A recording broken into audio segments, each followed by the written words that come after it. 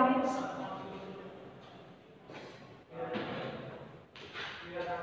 So hello electronics second year.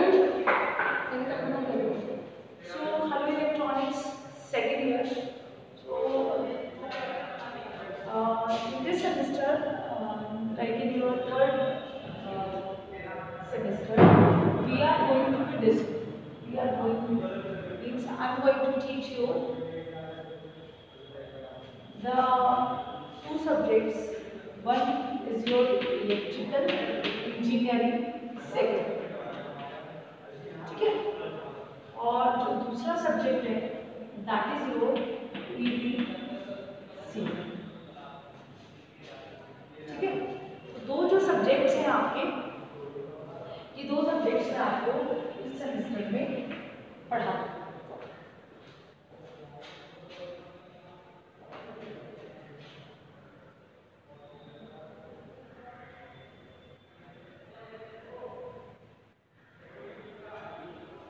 ठीक है बच्चों, अब बेसिकली मैं आपको पहले एक ब्रीफ आइडिया दे देती हूँ। जैसे मैंने आपको सबसे पहले मैं इलेक्ट्रिकल इंजीनियरिंग की बात कर रही हूँ उसमें, ठीक है।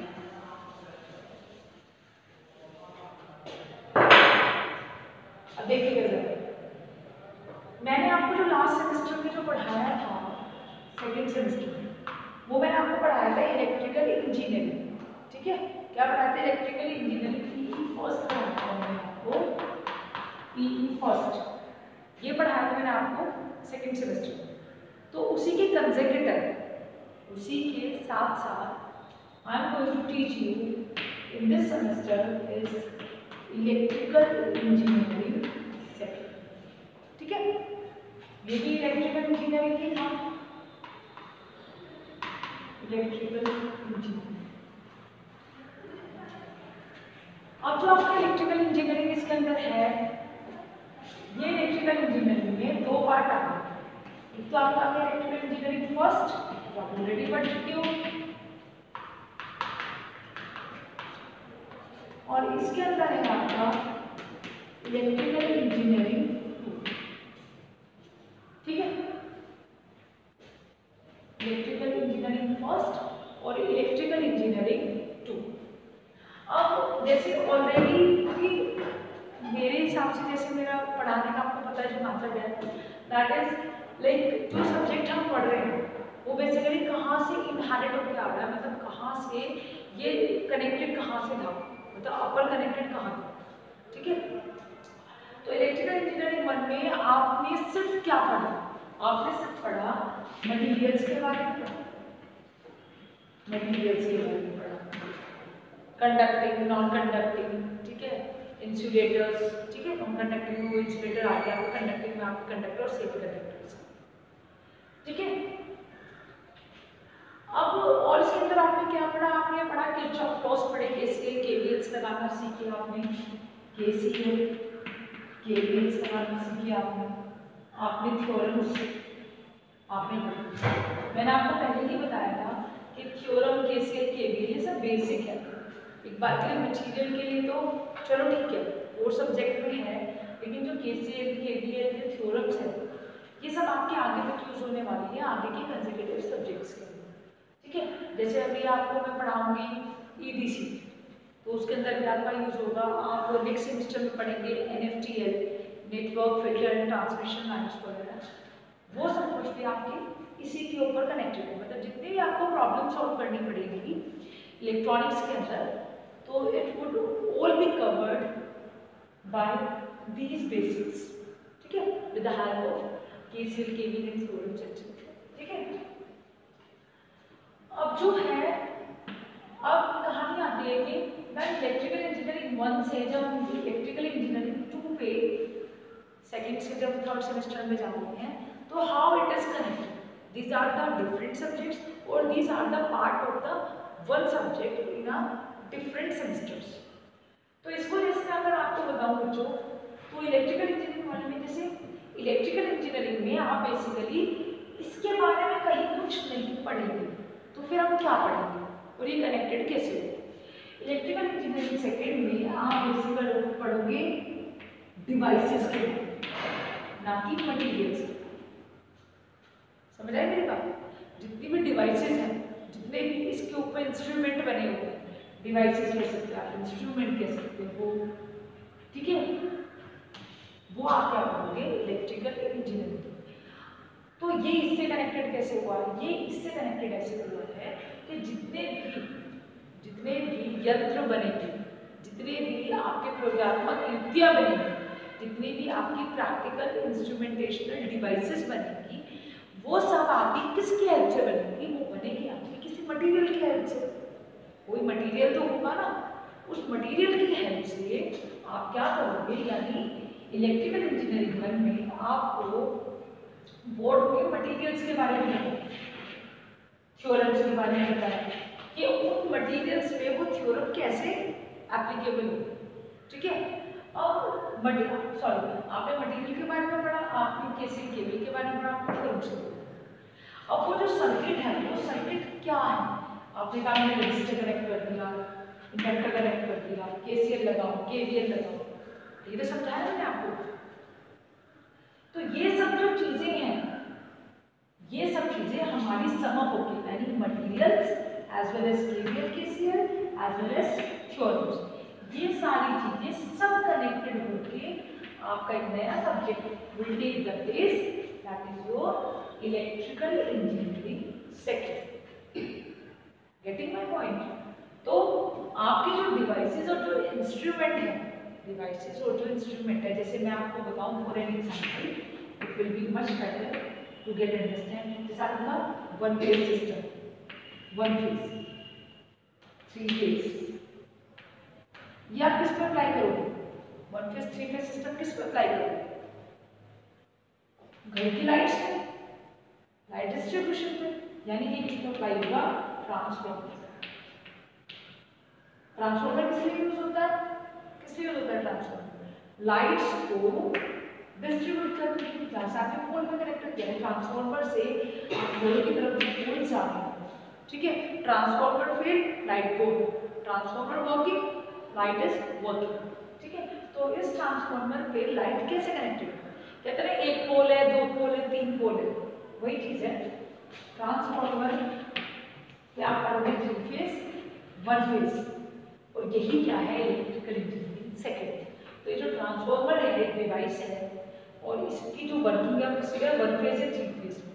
तो अब ये जो ट्रांसफॉर्मर है, ये ट्रांसफॉर्मर बना किस चीज से? मटेरियल से मिलकर बना है। ये जो ट्रांसफॉर्मर है आपका, ये किससे मिलकर बना है? मटेरियल से मिलकर बना है।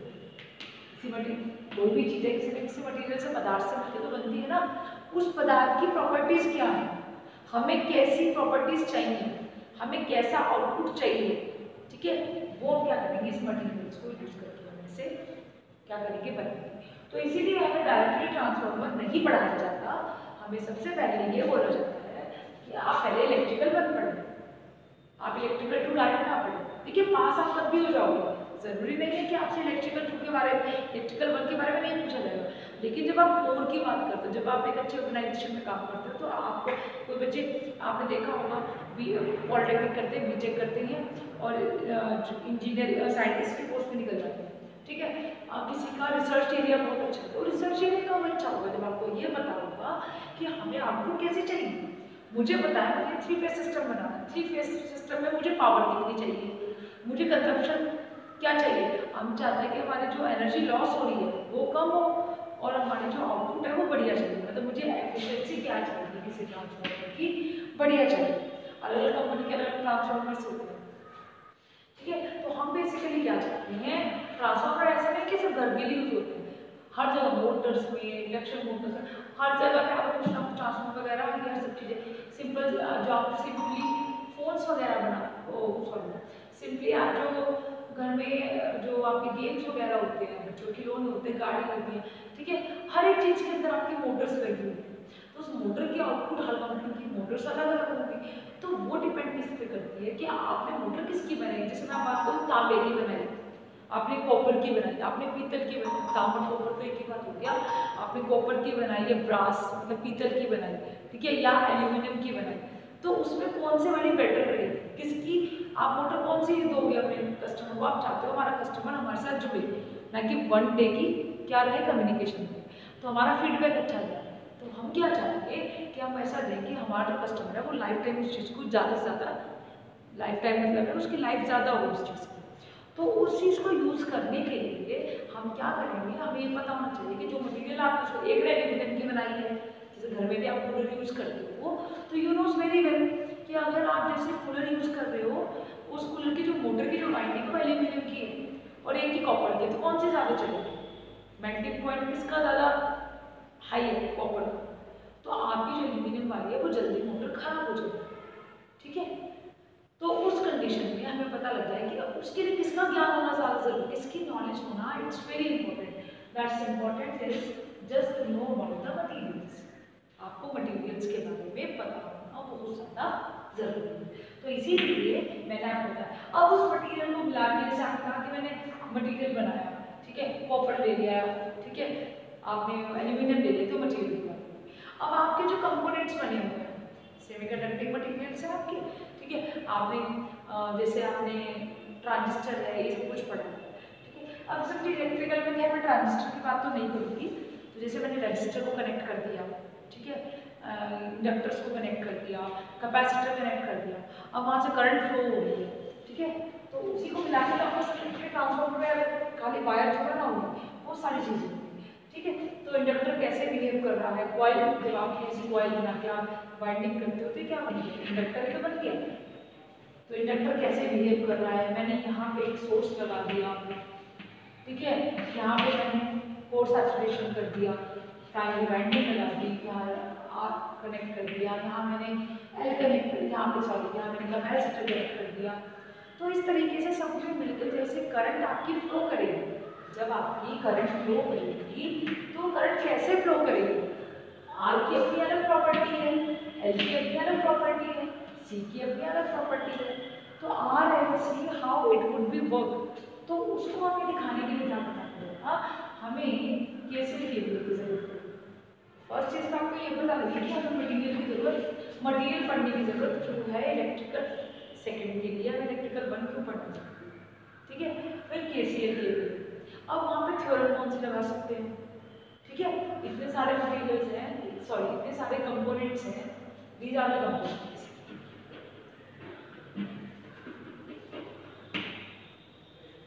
ये वो कंपोनेंट्स हैं इसको यूज करके आपको क्या, ये कंपोनेंट्स आपके इलेक्ट्रिकल में आपको हर जगह मिलेंगे। तो आपको बेसिकली ये पता होना चाहिए कि अब हम ये काम कैसे करेंगे, हमारी करंट कैसे फ्लो कर रही है, हमारे वोल्टेज का लॉ क्या है, ठीक है। तो जब आपको इन सब चीज़ों के बारे में पता होगा तब देन वो इजीली क्या अंडरस्टैंड होगा इलेक्ट्रिकल इन सेकंड। समझ आई ये बात कि how it is inherited from electrical to the electrical, ठीक है बच्चों। अब मैं स्टार्ट करती हूँ इलेक्ट्रिकल 2 का। ईजीली की बात हम ईजीली के लेक्चर में करेंगे और होपफुली आप कॉलेज आइए, पढ़ाई कीजिए, और if someone has a problem, there is no problem, we are making the video and we are uploading on the YouTube channel as earlier I do. और जो नेक्स्ट टॉपिक है आपका इलेक्ट्रिकल 2 का जो फर्स्ट टॉपिक वो जरा पढ़ते हैं।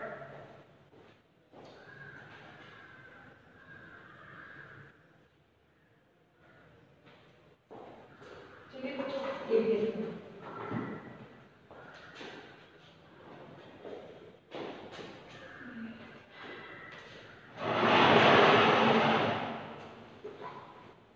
देखिए बेटे, सबसे पहले है आपका जो टॉपिक है फर्स्ट वो है आपका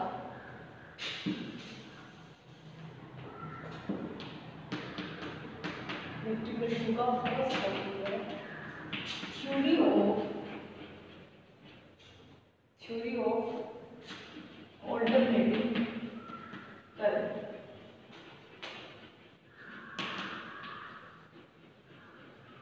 थ्योरी ऑफ ऑल्टरनेटिंग करंट, ठीक है, यानी प्रत्यवर्ती धारा के सिद्धांत, प्रत्यवर्ती धारा के सिद्धांत, ये आपका फर्स्ट चैप्टर है।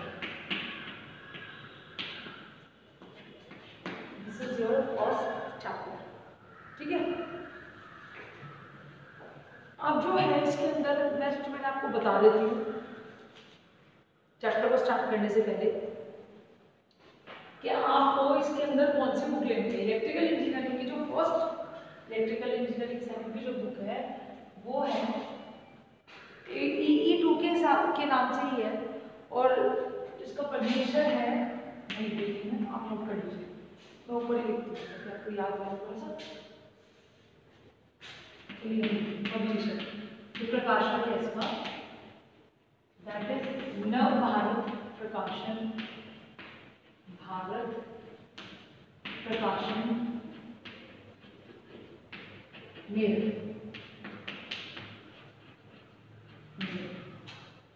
ठीक है। और जो इसका राइटर है, राइटर जो है इसका वो है इसका यश एंड दैट इज जगी। मैं आपको एक बुक भी एक बार इसके दर्शन करा देती हूँ, ठीक है। दिस इज योर बुक, देखिए दिस इज योर बुक, ठीक है बच्चों। इस पर लिखा हुआ है electrical engineering part 2 with experiments, Yash Jagi, Navbharat प्रकाशन लेखक। जैसे मैंने लिखा भी है पब्लिशर प्रकाशक राइटर आपका लिखा, ठीक है। दोनों के नाम मैंने यहाँ पे लिखा दिया, ठीक है। अब मैं स्टार्ट करती हूँ थ्योरी ऑफ ऑल्टरनेटिंग करंट वाले से। तो इसके अंदर पहले मैं आपको बताती हूँ क्या क्या पढ़ेंगे। तो एसी थ्योरी जो हम थोड़ा बहुत पढ़ के भी आ चुके हैं पहले, एसी थ्योरी जिन्होंने नहीं पढ़ा है बताऊंगी हमने, लेकिन आप अगर कॉलेज नहीं आ रहे हैं तो टेकन फॉर ग्रांटेड मत दीजिए कि इस बार एग्जाम जरूर होंगे। अगर आप सोचेंगे इस बार भी आप पास हो जाएंगे तो ऐसा कुछ नहीं।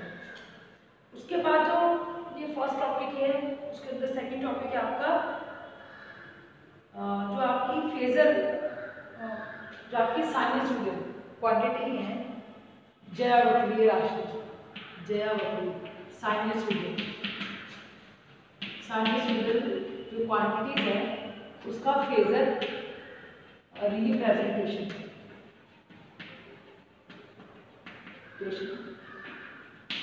ठीक है। उसके बाद है, उसके बाद आपका और थोड़ा बेसिक अच्छे से और स्टार्ट होगा। पहले मैं 2 के बारे में बात करूँगी, ठीक है। एसी थ्योरी के बारे में पहले हम बात करेंगे, ठीक है बच्चा।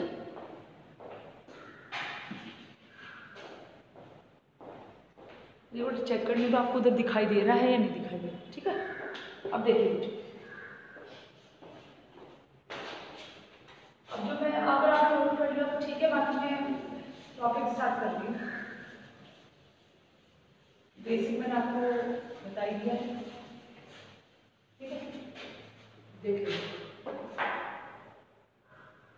देखिए एसी थ्योरी में सबसे पहले हम चलेंगे इसी के अंदर, थ्योरी ऑफ इसके अंदर देखिए सबसे पहले जो एसी थ्योरी है, एसी थ्योरी में क्या है कि मतलब आप एसी थ्योरी यानी एसी सिद्धांत यानी ऑल्टरनेटिंग करंट, ऑल्टरनेटिंग क्या होता है, 2 टाइप के करंट चलते हैं और एक होती है आपकी this is your AC and this is your DC. Then alternating current यानी इसके बारे में तो आप पढ़ते हैं आपके जितनी भी इलेक्ट्रॉनिक्स और इसके बारे में हम पढ़ते हैं हम इलेक्ट्रिकल,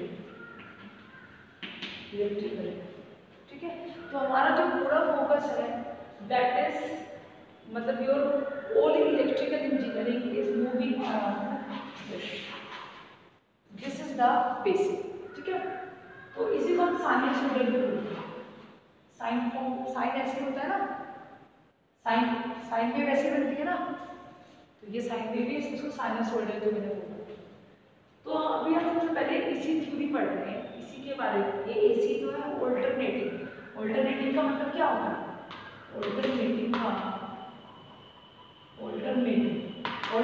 मतलब क्या है, मैं बोलूँ ऑल्टरनेट बच्चा रोल नंबर 1 से खड़े होते चले जाओ। तो जैसे सपोज 10 बच्चे हैं क्लास में, 1 2 3 4 5 10, तो ऑल्टरनेट 1 से पहले 1 फिर 2 खड़ा नहीं हुआ, ऑल्टरनेट बोला ना, फिर 3 फिर 4 खड़ा नहीं होगा, फिर 5, दैट इज ऑल्टरनेट। आपको ऑल्टरनेट डेज ट्यूशन जाना है, तो क्या मतलब होगा, अगर आप मंडे गए हैं तो आप ट्यूसडे नहीं जाएंगे, और अगर आप ट्यूसडे गए हैं तो आप वेडनेसडे नहीं जाएंगे। That is a order. तो हम करंट की बात करते हैं। जैसे मैंने ये डायगोनल T हो गया, ये आपका करंट हो गई बात, ठीक है। तो ये करंट के लिए बना रही हूँ करंट पॉजिटिव वाला, पॉजिटिव नीचे नेगेटिव, ठीक है। तो पहले पॉजिटिव, ठीक है, नेक्स्ट पॉजिटिव पे नहीं आएगा, किस में आएगा, नेगेटिव में आएगा।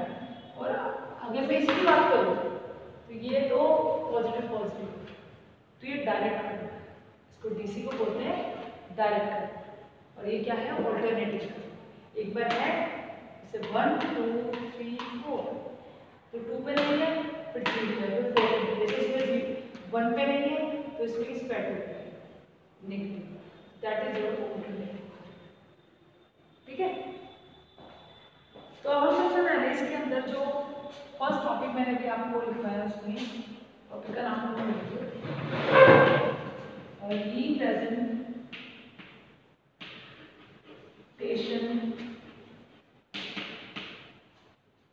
representation of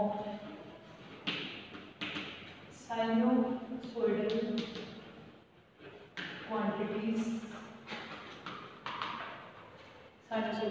quantities, by phasor. Just a minute. By phasor.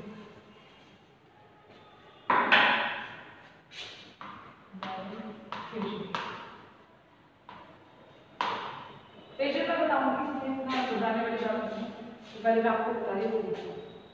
देखिए क्वांटिटीज जैसे होता है मात्रा, जया के लिए क्वांटिटीज राशियों को, जयावक्रीय राशियों को फेजर द्वारा रिप्रेजेंट करना, प्रस्तुत करना, ठीक है।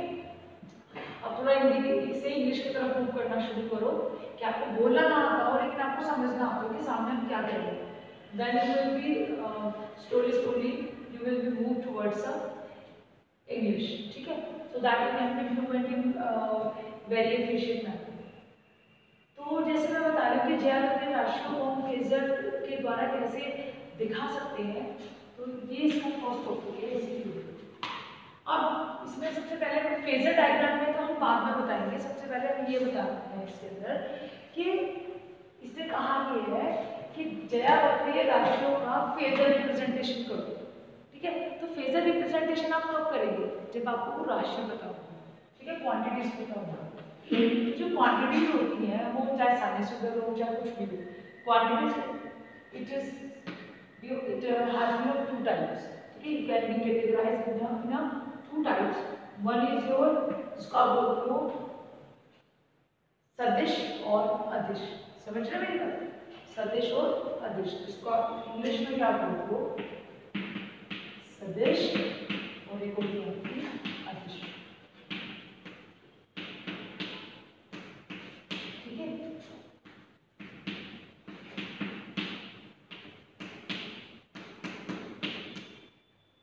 इसमें कैसे बोलोगे, ये आपकी वेक्टर क्वांटिटी आ गया ना, वेक्टर क्वांटिटी, और ये क्या होगी आपकी scalar quantity, scalar quantity, scalar quantity, ठीक है। अब जो है आपको पता है कि वेक्टर स्केलर क्वांटिटी क्या होती है, ये everyone knows, but still this is my topic, तो I definitely let you know. जो आपकी अदिश राशियां होती है, that means those are the scalar quantity of those. तो scalar quantity are those quantity which has a magnitude.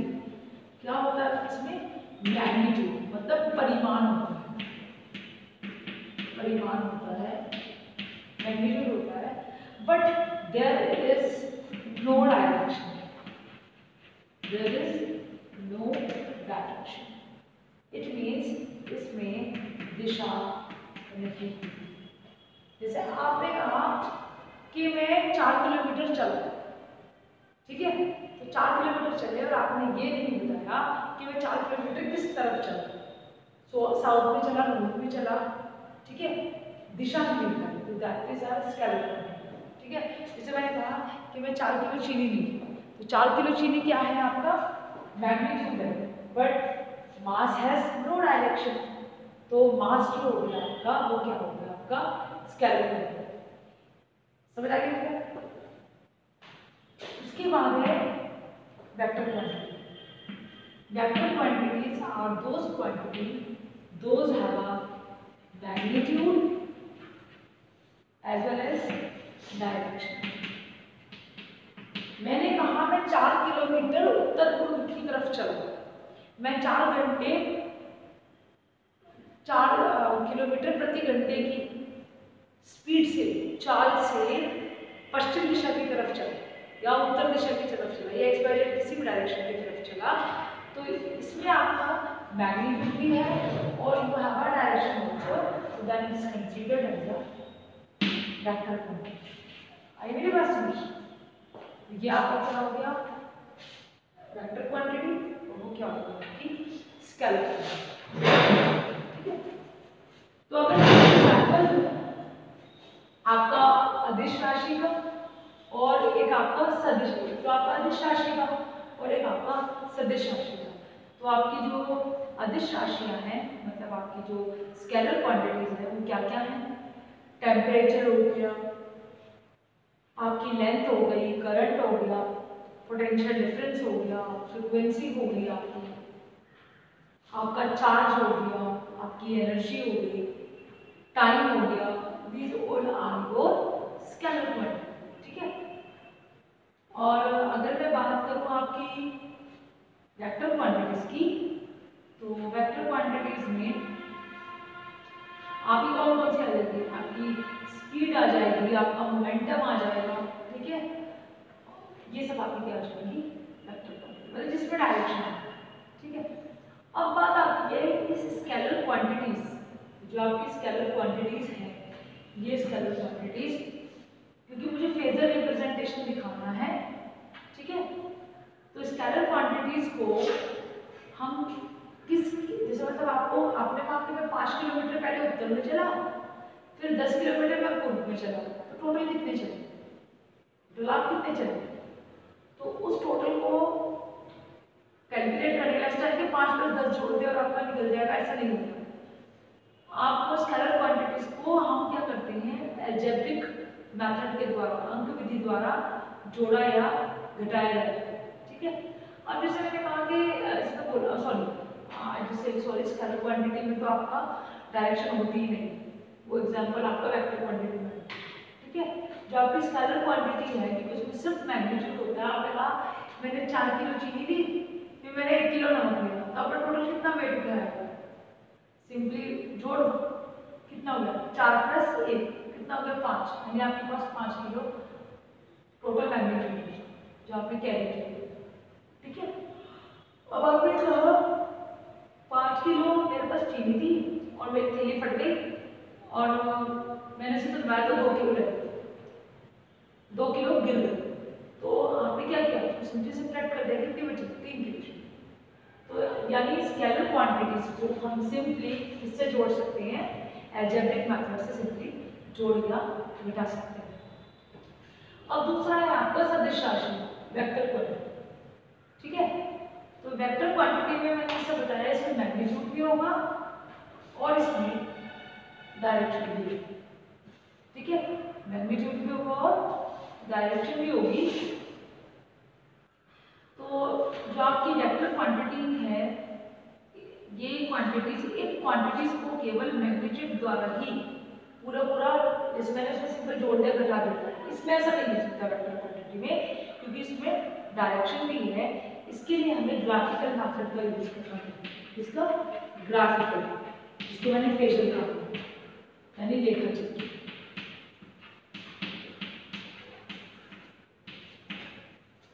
ठीक है बच्चों, रेखा चित्र के द्वारा हम क्या करेंगे सीधी रेखाओं से इसको क्या करेंगे रिप्रेजेंट करेंगे, और इन्हीं को हम क्या कहते हैं वेक्टर्स।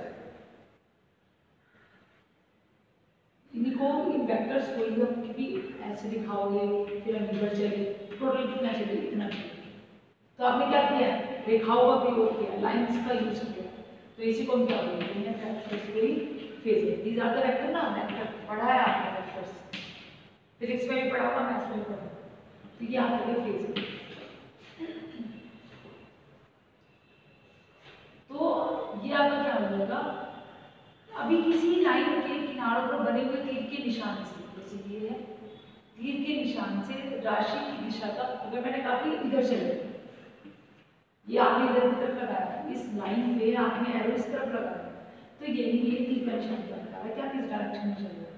अब अगर मैंने इधर ले लिया, अगर मैंने देखो ये किया आपने, अब आपने ये लाइन बनाई, अब उसमें कहाँ पता लगा किधर चले, कहाँ तक चले मुझे क्या पता। अगर मैंने ये यहाँ पे लगा दिया, उसका मतलब आप यहाँ तक चले और ऊपर की तरफ चले। अगर आप ये नहीं लगाते तो इससे कुछ समझ नहीं आता, ये सिर्फ एक लाइन है। Getting my point? So these arrow will direct to you that where you are moving, where you have covered the speed in different directions. ठीक है? उसके बाद जब भी कभी दो या दो से अधिक, दो या दो से ज़्यादा हमें वेक्टर क्वांटिटीज को क्या करना होता है, जोड़ना होता है, तब हम क्या करते हैं, तो इन्हें हम सिंपली नहीं जोड़ सकते। जैसे मैंने भी आपको वेक्टर क्वांटिटी जोड़ के सिंपली अलजेब्रिक मेथड से जोड़ के हटा के बता दिया। इन्हें सम या जैसे आप सब्ट्रैक्ट कर रहे हो या ऐड कर रहे हो, उस समय हमें क्या देखना पड़ता है, क्योंकि जो मैग्नीट्यूड और डायरेक्शन दोनों इसमें सिर्फ मैग्नीट्यूड लेना था, तो वो इजीली अलजेब्रिक मेथड से हो जाता है, लेकिन इस पर डायरेक्शन को भी लेना है हमें। तो इसमें हम समांतर चतुर्भुज नियम, parallelogram of forces, parallelogram of forces या ट्रायंगुलर ऑफ फोर्सेस, त्रिभुज के नियम से या चतुर्भुज के नियम को यूज करके हम क्या करते हैं, इसको जोड़ते या घटाते हैं। ठीक है, आ रही है बात समझ। और ये आपने मैकेनिक्स ऑफ एलिमेंट ई में आपने पढ़ा है, मैकेनिक्स के अंदर पढ़ा है। ठीक है, एलिमेंट्स ऑफ मैकेनिकल इंजीनियरिंग याद है ना, फर्स्ट ईयर में पढ़ाया था, मैंने ही पढ़ाया है। तो मैंने आपको त्रिभुज जोड़ कर बताया था, ऐसे बताया था, पी क्यू आर दिया था, under P square plus Q square plus 2 P Q, ये सब कुछ मैंने आपको बताया। और आपको याद हो तो, ना याद हो तो यहाँ पे भी बताया। ठीक है, तो ये बेसिकली आपका वैसे समांतर चतुर्भुज की मैं बात कर रही थी इसमें, तो वो भी मैं आपको बता देंगी।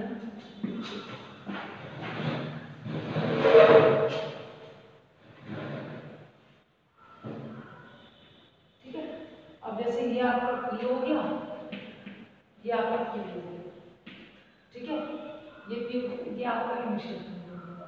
ठीक है, अब हम क्या करेंगे, इसको समांतर चतुर्भुज से अगर हम इसको देखना है, रिजल्टेंट निकालना है, तो ऐसे कर देते हैं।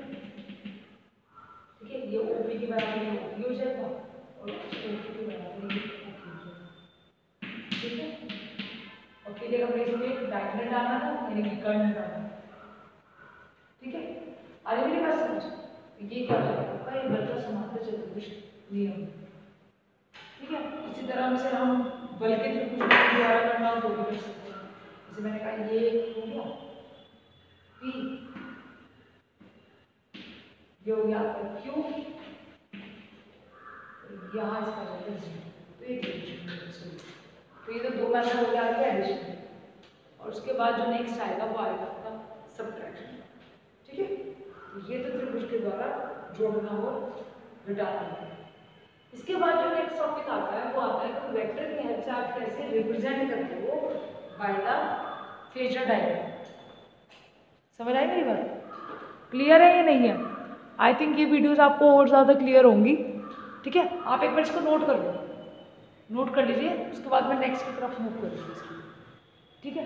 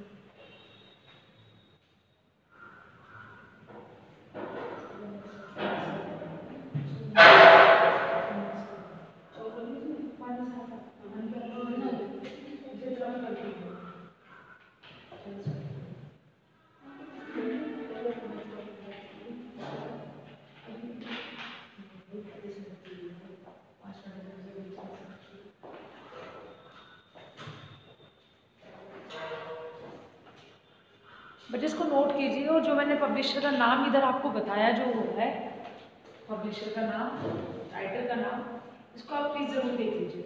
अभी मैं आगे इसको ये थोड़ा सा और बता, एक मिनट मैं आपको बता ही देती हूँ कैसे कि आप ना सब्ट्रैक्ट कैसे करते हैं, क्योंकि मैंने एडिशन मेथड तो बताया है, सब्ट्रैक्शन वैसे ज़रूरत पड़ती नहीं है थी, लेकिन स्टिल मैं बता दे रही हूँ, ठीक है। कोई बात नहीं है ना, राइट में हमें को ये नहीं बता दिया। तो इसी तरह से जैसे मैंने इसको ऐड किया है दो फोर्सेस को समांतर चतुर्भुज नियम से या बलोटीय त्रिभुज के नियम से, इस तरह इसको घटाया भी जा सकता है। जैसे मैंने कहा कि माना हमारा कोई फोर्स क्यू है, जैसे मुझे फोर्स क्यू को पी में से घटाना है, क्यू को पी में से घटाना है, तो कैसे घटाएंगे, तो ऐड कर देंगे तो एक तरफ होगा, तो उसको आप कैसे करेंगे, देखिएगा पी में से गुजरने देंगे तो आपका हो गया ना ओ से पी, ओ ये होगा आपका पी। अब मुझे क्यू को इसमें से क्या करना है, सबट्रैक्ट करना है, तो आप क्या करोगे, ये क्यू आई मेरे पास समझ, ठीक है, और आप उसको इतना ही पीछे ले लेना, ठीक है, हाँ ये होगा ऐसे सबट्रैक्ट करते हैं पीछे से, ठीक है, मतलब क्यू का रिवर्स आप उसके अपोजिट साइड में, जिसको भी आपको बताना है उसको आप रिवर्स, शुरू तो वहीं से करना, जैसे ये भी यहाँ पे तो जुड़ गया था ओ पी, तो एक ही पॉइंट से जुड़ गए, अब ओ पी में से क्यू को घटाना, ओ पी जहाँ खत्म हो रहा है क्योंकि वहाँ उसके आगे ले जाइए, फिर उसको रिवर्स बैक कर दोगे तो ये ठीक है, और ये इसका ऐसा आप शुरू करोगे, ऐसे सपोज मुझे समांतर, अब आप दोनों मैडम समांतर चतुर्भुज के नियम से करना हो तो उससे भी कर सकते, कोई प्रॉब्लम नहीं है, इसको बनाइए, इसके साथ में इसको बनाइए, ये इसके बराबर हो गया, बात तो फिर वही आ गई ना, आप एक पॉइंट से नहीं जोड़ सकते, अगर आप एक पॉइंट से जोड़ोगे that you are adding the vectors, और here you will have to subtract the vectors, तो ये वाली पॉइंट है इसकी, आई मेरी बात समझिए, एक बार आप उसको नोट कर लीजिए, और उसके बाद में जो वेक्टर रिप्रेजेंटेशन है फेजर डायग्राम से, ऑल्टरनेटिव पॉइंट, ये तो मैंने आपको बता ही दिया क्वांटिटीज को, अब मैं आपको बताऊंगी कि साइनसॉइडल को साइन वेव भी हम क्यों लेते हैं, वो मैं आपको नेक्स्ट वीडियो में अभी बताऊंगी, ठीक है। आप इसको एक दो मिनट लेके इसको जरा पूरा करो।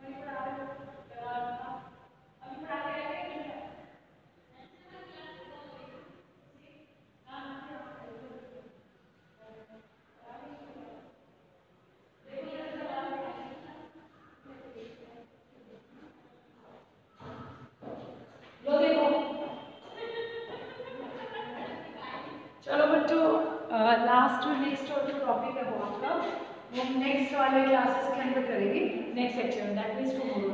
ठीक है बच्चों, थैंक यू वेरी मच।